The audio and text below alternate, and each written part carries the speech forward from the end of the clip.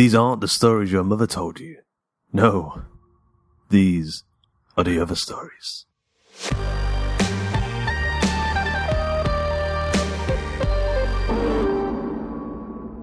Alien. It was cold that night. Colder than normal for that time of year.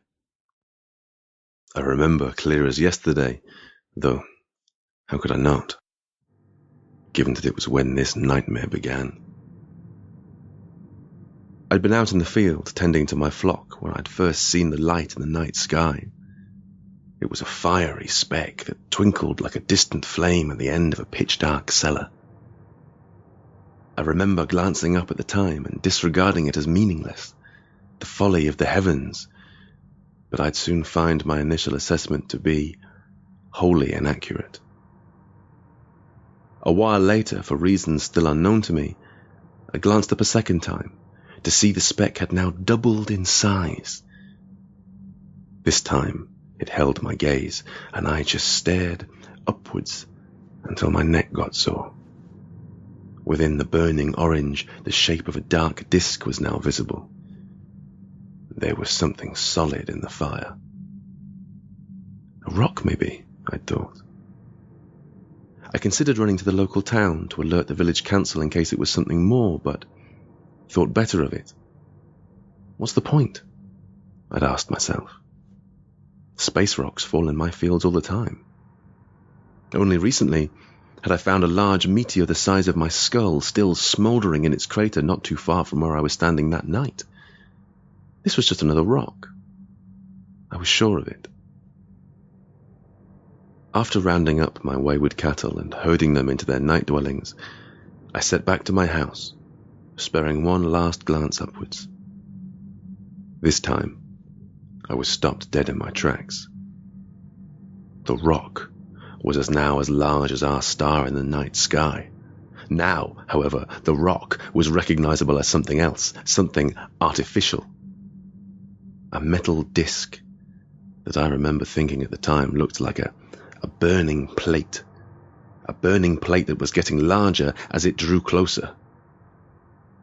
This certainly merited the attention of the local council, but at this point I'd never reached the town in time, so instead I just stood, with mouth agape,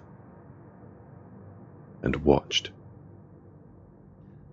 I watched as the fire grew brighter.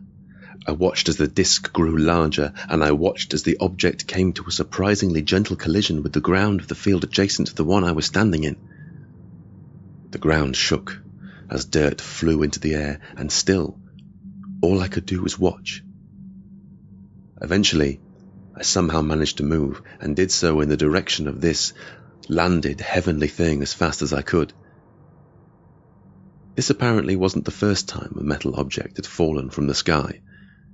I'd heard stories from far away of metal beasts descending from space shrouded in fire. They would unfurl themselves from the ball they arrived as and view our world with cold, glassy eyes. They were wordless and mechanical, and sought only to take our plants, our livestock, and, on a couple of reported occasions, one of our own.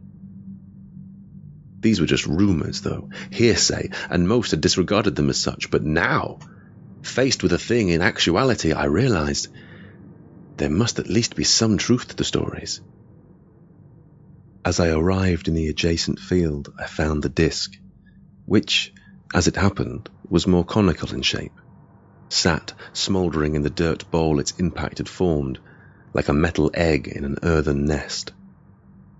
From its metal-panelled side, a doorway began to open with a hiss, revealing a dark interior, and then stillness.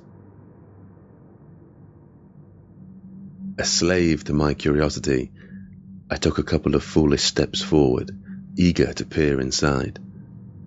Edging closer, step by step, I came almost within arm's reach before a tall figure appeared in the doorway, with enough suddenness to send me falling over backwards onto the ground.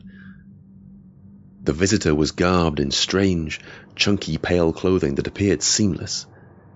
This was save for the hole its head, the only visible part of the creature, poked out of.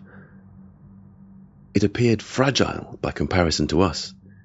Its pale skin was pulled taut over an angular bone structure, large eyes set close together and far into their sockets, and with a patch of something strange and burnt orange on its crown. Was this headwear, or something organic? It looked almost plant-like, as though it was growing from the creature's scalp.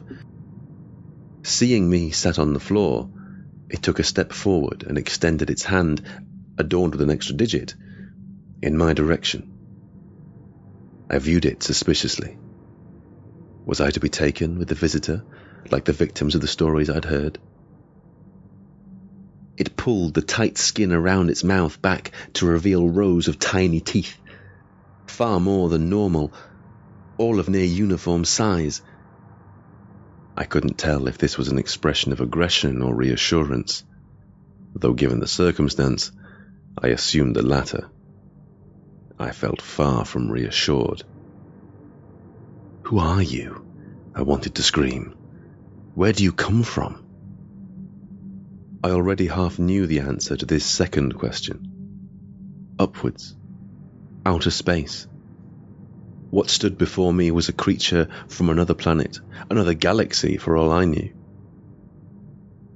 After a moment's hesitation, I reached up and grabbed the creature's hand, covered in its strange armored glove, and allowed it to pull me up. Teeth still bared, it spoke words in a language we'd later come to understand, and fear.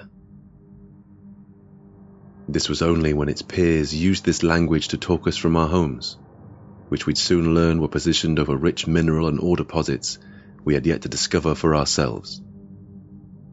This was also the language that was used to tell us they were taking our resources, our land, for themselves, and they would let us live peacefully if we stayed in our designated safe zones.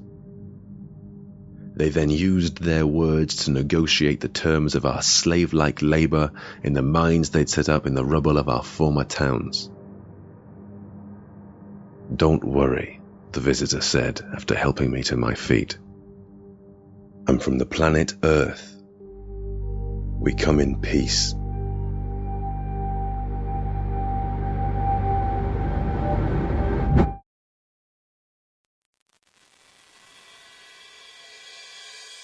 I hope you enjoyed this episode of The Other Stories. Alien was written by Matthew Butcher, narrated by Steve Conlon, with music by Tom Robson. For more information and even a free book, head over to www.hawkandcleaver.com. Or if you'd like to support the show, we've just launched a Patreon campaign at www.patreon.com/hawkandcleaver. There you'll be able to support the show from as little as $1 a month, get your greasy fingers on a quarterly collected print edition of The Other Stories, and even suggest story ideas or be featured in a story yourself. So, until next time.